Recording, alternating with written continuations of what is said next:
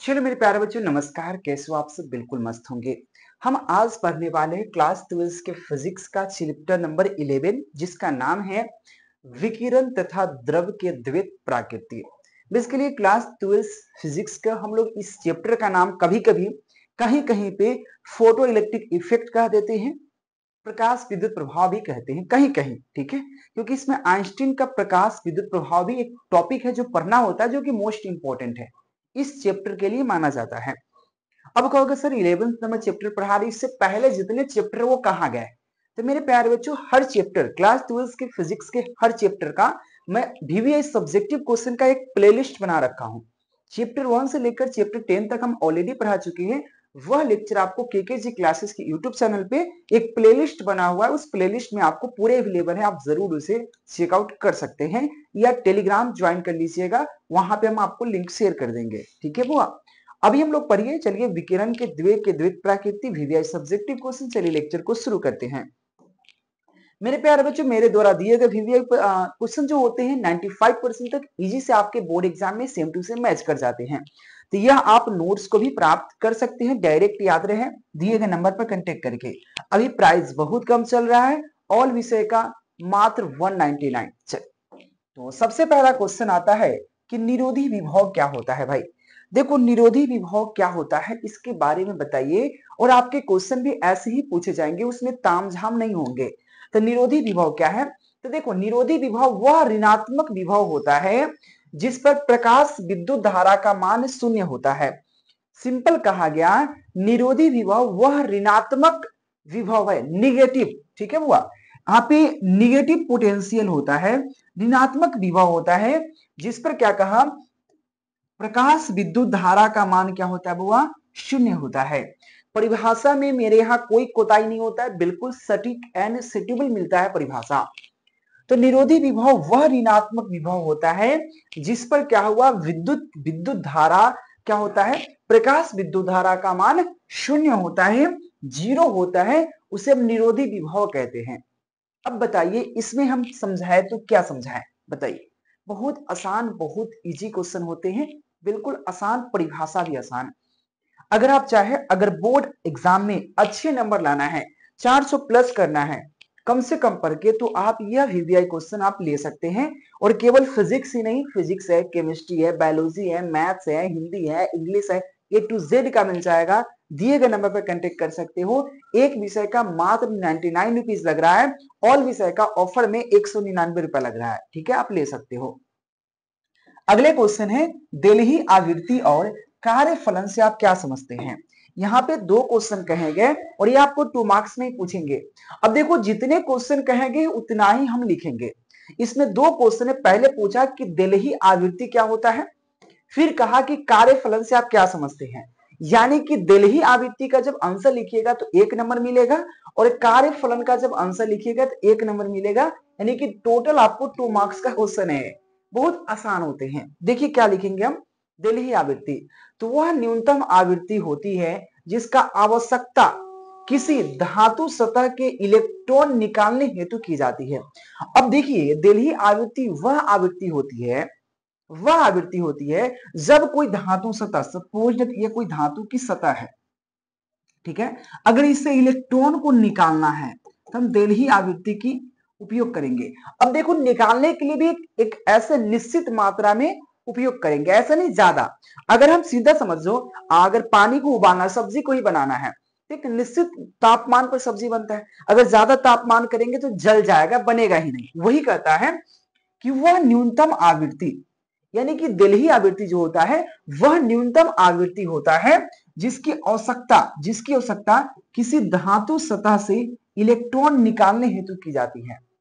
एक ऐसे न्यूनतम आवृत्ति है, दिल्ही आवृत्ति एक ऐसे न्यूनतम आवृत्ति है जिसका उपयोग, जिसकी आवश्यकताएं हम धातु की सतह से इलेक्ट्रॉन को निकालने के लिए इसका प्रयोग करते हैं, उसे हम क्या कहते हैं, दिल्ही आवृत्ति कहते हैं।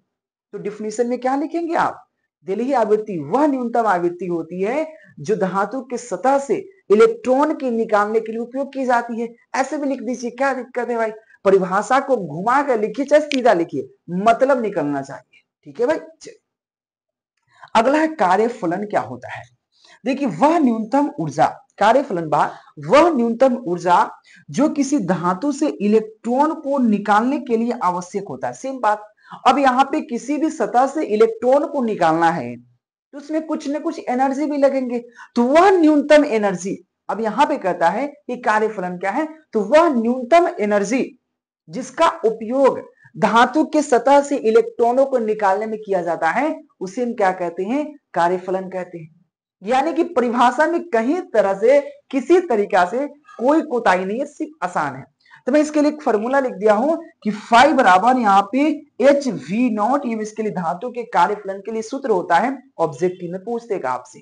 चलिए, और आप लोग नोट्स बहुत इंपॉर्टेंट है भाई, बहुत ले लीजिएगा, क्योंकि देखो सबसे पहली बात, अगर अच्छे नंबर लाने में सबसे महत्वपूर्ण आपका जो योगदान देता है एक छोटा नोट्स जो आपको पूछा है हैंड टू हैंड, क्या कि आपके एग्जाम में 20 शॉर्ट क्वेश्चन पूछे जाएंगे। अब बताइए 20 शॉर्ट क्वेश्चन पूरे बुक नहीं लिखना है, और 20 शॉर्ट क्वेश्चन छोटी छोटी इसी तरह से क्वेश्चन पूछे जाएंगे, तो वहां पे आप कथा रामायण नहीं लिखने जाएंगे, एकदम हैंड टू हैंड, बस वाद अनुवाद, मतलब जितना क्वेश्चन कहे उतना ही जवाब दीजिए, फिर आप नंबर अच्छे उठा पाएंगे। कथा रामायण लिखने से नहीं होगा, ठीक है। चलिए क्वेश्चन यहाँ पे तापनिक उत्सर्जन की प्रक्रिया सिर्फ धातु सतह पर क्यों घटती है। क्वेश्चन कहता है यहाँ पे तपायनिक उत्सर्जन की प्रक्रिया, जो तपायनिक उत्सर्जन की जो प्रक्रियाएं होती है वह सिर्फ धातु की सतह पर क्यों घटती है। दूसरे सतह पर भी घट सकती है, लेकिन सिर्फ धातु की सतह पर ही क्यों घट रही है, इसके बारे में बताइए। और ये क्वेश्चन 2011 में पूछा भी गया, ऐसा नहीं बोल रहा हूं मैं, पूछा गया है बिहार बोर्ड में ये क्वेश्चन। देखो भाई क्वेश्चन बहुत आसान है अगर कहा जाए तो। क्वेश्चन कहता है कि तपायनिक उत्सर्जन की जो क्रियाएं होती है, प्रक्रियाएं होती है, वो सिर्फ धातु की सतह पे ही क्यों उत्सर्जित होती है भाई, दूसरे पे क्यों नहीं होती है, इसी के बारे में आप बताइए। तो चलिए देखिए, धातु की सतह से इलेक्ट्रॉन निकालने में कार्यफलन हेतु ऊर्जा लगती है। अभी जस्ट बताया कि अगर धातु के सतह से इलेक्ट्रॉन को निकालना है तो कार्यफलन में ऊर्जा जो उपयोग हो रहा है उसका प्रयोग करते हैं।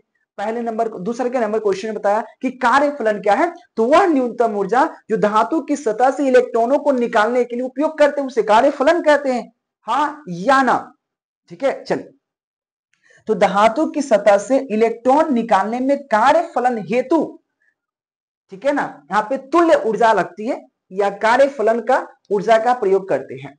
जबकि अंदर के इलेक्ट्रॉनों को, जबकि धातु की सतह के जो अंदर इलेक्ट्रॉन है, अंदर के इलेक्ट्रॉनों को निकालने में अत्यधिक ऊर्जा आवश्यकता होती है, अतः धातु की सतह पर उत्सर्जन की क्रिया घटती है। अब देखो ये बात तो क्लियर है, धातु की सतह पर इलेक्ट्रॉन है तो कार्यफलन द्वारा निकाल लेंगे, लेकिन धातु के सतह के अंदर जो इलेक्ट्रॉन उसके लिए क्या करेंगे, उसके लिए ज्यादा मेहनत करेगा। सिंपल है भाई, आप ये जुड़ता मॉडर्न फिजिक्स अभी जो चल रहा है, अब बताओ जो बाहर है उसको निकालना खींचना आसान है, जो अंदर जैसे अब कील को यहां पर रख दिया, एक इसको निकालना आसान है, लेकिन कील अब ठोक देंगे तो इसको निकालना बहुत मुश्किल हो जाएगा। अगर कील बाहर है सतह पे तो उसको उठा लोगे, लेकिन कील को जब ठोक दी जाएगी तो खींचने में मेहनत लगेंगे, ज्यादा एनर्जी लगेंगे, है ना। तो सेम कहता है कि भाई धातु की सतह से इलेक्ट्रॉन निकालने में कार्यफलन हेतु ऊर्जा या तुल्य ऊर्जा की आवश्यकता पड़ता है, जबकि धातु के अंदर जो इलेक्ट्रॉन है उसको निकालने में अत्यधिक ऊर्जा की आवश्यकता पड़ता है, अतः वहां पे क्या होता है, धातु की सतह पे उत्सर्जन की क्रिया घटती है, ठीक है। इसीलिए धातु की सतह पर क्या होता है, आप तापीय उत्सर्जन की प्रक्रिया होती है, इसके अलावा किसी पे नहीं होती है। समझ रहे हैं बात को, परिभाषा भी बहुत आसान है भैया, ध्यान दीजिएगा। और आप लोग एक और चीज, क्लास तो करते हो, चैनल सब्सक्राइब नहीं करते हो, पहले कर लेना, आप टेलीग्राम ज्वाइन कर लेना, साथ में दिए गए नंबर पर कांटेक्ट करके आप पीडीएफ नोट्स प्राप्त कर लेना, बहुत सस्ता सुविधा में। आप कहीं भी आप खर्चा किए होंगे पढ़ने में तो कम से कम 25-30 हजार रुपया तो लगा होगा 12th पढ़ने में। अगर आप 200 रुपए के लिए अगर पीछे हट रहे हो तो फिर आपको फिर एग्जाम हॉल में आज पता लगेगा कि भाई क्या किया हमने, 200 रुपए के लिए सर का नोट्स ले लेते शायद फायदा हो जाता, शायद नहीं, 100% मैं 1 साल से नहीं दे रहा हूं, मैं 6 साल से दे रहा हूं, 85 या 95% प्लस कोई बच्चा कम नहीं लाता है, सिर्फ नोट्स इंपॉर्टेंट पढ़ के, ठीक है भाई। क्वेश्चन कहता है कि यहाँ पर डिग्ब्रोगली तरंग क्या है, इसकी तरंग का व्यंजक लिखे। देखो पूरा डिग्ब्रोगली तरंग 100% पूछने वाला क्वेश्चन है, इसको आप नहीं छोड़ सकते हो। डिग्ब्रोगली एक वैज्ञानिक का नाम है, ठीक है। डिग्ब्रोगली होता है, तरंग लिखिएगा उसके लिए 1 नंबर लिखिएगा, उसके व्यंजक लिखिएगा, 1 नंबर मिलेगा, टोटल आपको 2 मार्क्स मिलने वाला है। तो बस आप थोड़ा ध्यान दे दीजिए, ध्यान से। चल देखो, डिक ब्रोगली ने एक सिद्धांत का प्रतिपादन किया, जब कोई द्रव, अब देखो डिक ब्रोगली वैज्ञानिक है, ठीक है भाई, तो वही कहता है कि डिक ब्रोगली ने एक सिद्धांत का प्रतिपादन किया, ठीक है, किया, क्या किया हुआ, डिक ब्रोगली ने एक सिद्धांत का प्रतिपादन किया, तो क्या कहता है कि जब कोई द्रव कण गतिमान, गतिमान मतलब चल रहा हो, मोशन में हो, गतिमान हो, तो वह तरंग की सतह व्यवहार करता है, वह तरंग की तरह व्यवहार करता है। अब जब भी कोई कण, सिंपल कहा गया, जब भी कोई द्रव कण अगर मोशन में है तो वो तरंग की तरह कार्य करेगा। जब वो लुढ़कते लुढ़कते जा रहा है, यानी कि वो मोशन गति कर रहा है, तो वह तरंग की तरह व्यवहार करता है, और इस तरंगों को डिक ब्रोगली तरंग कहा जाता है। तो क्या कहा, सिंपल परिभाषा है कि डिक ब्रोगली ने एक सिद्धांत का प्रतिपादन किया कि जब कोई द्रव कण गति कर रहा हो तो वह तरंग की तरह व्यवहार करेगा, उसे हम डिक ब्रोगली तरंग कहेंगे।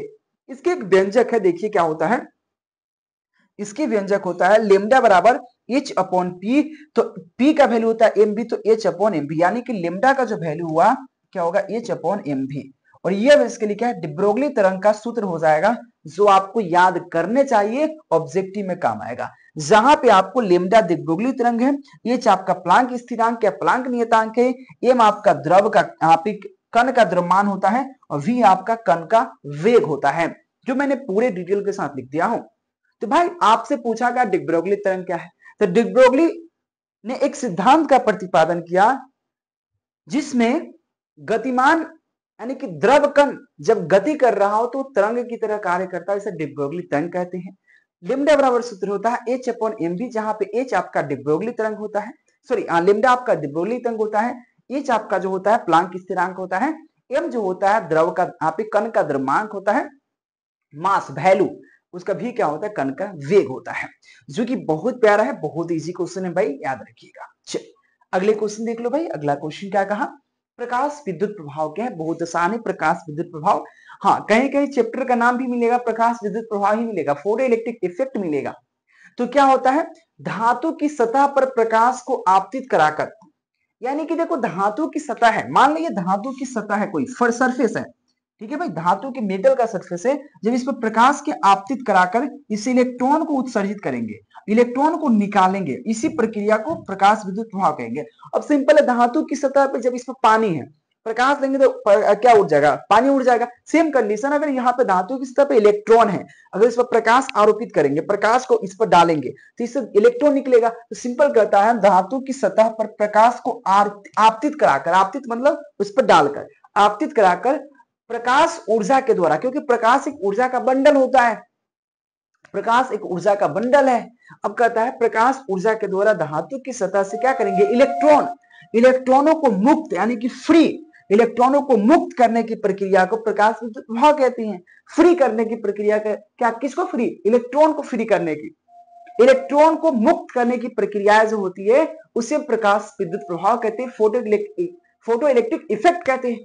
ठीक है भाई, चल अगले क्वेश्चन देख लो भाई। क्वेश्चन कहता है फोटोन के गुण क्या है, मोस्ट इंपोर्टेंट भाई फोटोन के गुण। देखो फोटोन जो होता है इस पर कोई आवेश नहीं होता है, इसका आवेश शून्य होता है। तो पहले क्या, फोटोन प्रकाश के चाल के साथ गमन करता है, और फोटोन जो होता है वो प्रकाश की जो चाल है, क्या प्रकाश की चाल, निर्वात में प्रकाश की चाल है 3 लाख किलोमीटर प्रति सेकेंड। अगर मैं मीटर में बात करूं तो 3 गुने 10⁸ मीटर पर सेकेंड। ठीक है भाई, ये प्रकाश के चाल से ही गमन करता है फोटोन कण। फोटोन का दर शून्य के बराबर होता है, इसका दर शून्य होता है। याद रखना, फोटोन सरल रेखा पथ में अनुरेख गमन करता है, यानी कि सरल रेखा के पथ के अनुरेख गमन करता है। फोटोन विद्युत और चुंबकीय क्षेत्र के द्वारा विक्षेपित नहीं होता है, ना यह विद्युत क्षेत्र से विक्षेपित होगा, न चुंबकीय क्षेत्र से विक्षेपित होगा। ये फोटोन सरल रेखा में गमन करता है, फोटोन पर आवेश शून्य होता है, साथ में फोटोन प्रकाश के चाल के साथ गमन करता है। यह इसकी प्रॉपर्टीज है, ये इसकी कुछ न कुछ विशेषताएं हैं, यह इसके कुछ न कुछ गुण हैं। ठीक है भाई, चल आगे बढ़ते हैं। अगले क्वेश्चन है फोटो इलेक्ट्रिक सेल का उपयोग बताइए। तो फोटो इलेक्ट्रिक सेल का उपयोग क्या है, चल देखो, इसका उपयोग ध्वनि के पुनः रूपांतरण में किया जा सकता है। अब देखो ध्वनि जो होता है उसको पुनः रूपांतरण, आपने इको देखा होगा, जब आप माइक को बोलते हो hello hello hello hello hello, check check check check check check, तो आप जब बोलते हो तो 2-3 बार उसको दोहराता, इको जिसको कहते हैं। तो आप देखो इसका उपयोग क्या कर सकते हो, एक ही साउंड को बार बार रूपांतरण करने में, दोहराने में। तो देखो इसका उपयोग हम ध्वनि के पुनः रूपांतरण में किया जा सकता है। इसका उपयोग सड़क पर लगी प्रकाश बत्तियों को स्वचालित स्विचों में किया जा सकता है। सड़क पर एक प्रकाश लाइट लगा तो उसको स्वचालित स्विच होता है, उसमें इसका उपयोग कर सकते हैं। इसका उपयोग प्रकाश के स्वचालित करने के लिए भी किया जा सकता है, और इसका उपयोग प्रकाश के स्वचालित करने में इसका उपयोग की जा सकती है। यह हमारा फोटो इलेक्ट्रिक सेल का उपयोग है। अगले क्वेश्चन कहा धातु के कार्यफलन।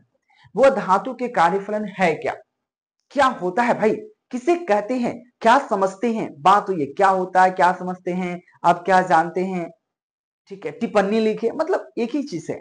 सिंपल ये समझिए कि धातु के कार्यफलन है क्या। चलिए, तो यहाँ पे किसी इलेक्ट्रॉन को धातु की सतह से मुक्त करने के लिए आवश्यक न्यूनतम ऊर्जा, किसी भी धातु की सतह से इलेक्ट्रॉन को उत्सर्जित करने के लिए, मुक्त करने के लिए, फ्री करने के लिए जो आवश्यक ऊर्जा उसमें लगेगा, एक आवश्यक ऊर्जा लगेगा, जो न्यूनतम ऊर्जा है, जो आवश्यक ऊर्जाएं हैं, उसी को धातु के कार्यफलन कहेंगे। तो कहता है किसी इलेक्ट्रॉन को धातु की सतह से मुक्त करने के लिए आवश्यक न्यूनतम ऊर्जा, एनर्जी को धातु का कार्यफलन कहते हैं। अब इसमें बताइए बुआ कि हम क्या करें इसमें, इतनी छोटी आंसर ही है, और एक चैप्टर नहीं, मैं ऑल चैप्टर का मैं क्लास लेकर प्लेलिस्ट बना चुका हूं, आप जरूर इसे देखने का प्रयास कीजिएगा। अगले क्वेश्चन, आइंस्टीन का फोटो इलेक्ट्रिक समीकरण को और समझाइए। देखो आइंस्टीन ने एक समीकरण दिया, अगर यह आइंस्टीन का समीकरण पढ़ने आते 5 मार्क्स का क्वेश्चन है। अभी मैं सिर्फ इसका समीकरण को बताऊंगा 2 मार्क्स के लिए, जो क्वेश्चन इंपॉर्टेंट है। तो आइंस्टीन का समीकरण जो है एच बी बराबर होता है W प्लस 1/2 MV स्क्वायर, जहां पे एच बी फोटो, यहाँ पे फोटोन की ऊर्जा होती है, W जो होता है कार्यफलन होता है, 1/2 MV स्क्वायर फोटोन की का अधिकतम गतिज ऊर्जा होता है। यही आपसे कह रहा था कि जो कि आसान है। पहले आप ये फॉर्मूला को लिखिए, इस फॉर्मूला में क्या क्या उपयोग किए उसको लिख दीजिए, आपको 2 मार्क्स मिल जाएगा, जो कि मोस्ट इंपोर्टेंट है। आइए अगले क्वेश्चन, अगले क्वेश्चन कहता है कि यहाँ पे प्लांक क्वांटम सिद्धांत क्या है। तो प्लांक क्वांटम सिद्धांत किसे कहते हैं, तो प्लांक के अनुसार विकिरण ऊर्जा नियंत्रण रूप से में नहीं होता है। देखिए एक प्लांक वैज्ञानिक है, अब प्लांक कहता है कि जो ऊर्जा होता है प्लांक के अनुसार जो है विकिरण ऊर्जा नियंत्रण रूप में नहीं होता है, बल्कि छोटे छोटे क्वांटम के रूप में होता है। देखो अपना अपना वैज्ञानिक अवधारणाएं दे रहे हैं। अब यह प्लांक कहता है कि भाई जो विकिरण ऊर्जा है वह नियंत्रित नहीं होता है, वो लगातार नहीं होता है, लेकिन छोटे छोटे क्वांटम के रूप में रहता है, उत्सर्जित या अवशोषित होती है। प्रत्येक क्वांटम की ऊर्जा होती है E बराबर hv, और वो कहता है कि प्रत्येक क्वांटम की जो ऊर्जा होता है E बराबर hv होता है। यह प्लांक के कहना है। तो प्लांक सिद्धांत क्या है, प्लांक का क्वांटम सिद्धांत क्या है। देखो प्लांक के अनुसार विकिरण ऊर्जा नियंत्रण नहीं होते हैं, यानी कि यहाँ पे क्या होता है निरंतर, नियंतर मतलब होता है लगातार, नियंतर मतलब कांस्टेंट, ठीक है ना, यहाँ पे नियंत्रण नहीं होते हैं, बल्कि छोटे छोटे क्वांटम के रूप में उत्सर्जित होते रहते हैं, जिसको हम प्रत्येक क्वांटम की ऊर्जा E बराबर hv होता है। यह एक फॉर्मूला देखिए। देखो बुआ आज के जो क्वेश्चन हम हर चैप्टर का 10 शॉर्ट क्वेश्चन करा रहे हैं, क्योंकि देखो एक चैप्टर में अधिकतम 10 क्वेश्चन अगर पढ़ लेते हो सब्जेक्टिव क्वेश्चन तो आपके लिए काफी है, ठीक है। एक चैप्टर से 1 से 2 क्वेश्चन आपके एग्जाम में आने वाले हैं, तो क्यों 50 पढ़ना भाई, 10 इंपॉर्टेंट है 10 पढ़ो। तो हर चैप्टर का मैं 10 शॉर्ट क्वेश्चन करा रहा हूं, सभी चैप्टर का करा चुका हूं, जरूर देखना। इससे आगे वाला लेक्चर मैं लगातार लेके आऊंगा, तो आप लोग इजाजत चाहूंगा, चैनल सब्सक्राइब कर लेना, बेल आइकन दबा लेना, टेलीग्राम ज्वाइन कर लेना। और यह पीडीएफ केवल यही नहीं, मोस्ट इंपोर्टेंट पूरे चैप्टर, पूरे सब्जेक्ट का objective plus subjective with answer, answer के साथ हिंदी और इंग्लिश दोनों मीडियम से अवेलेबल है। आप चाहे तो नोट्स ले सकते हैं, दिए गए नंबर पर कांटेक्ट करके ऑल विषय के लिए अवेलेबल है। धन्यवाद, टेक केयर, बाय बाय, जय हिंद।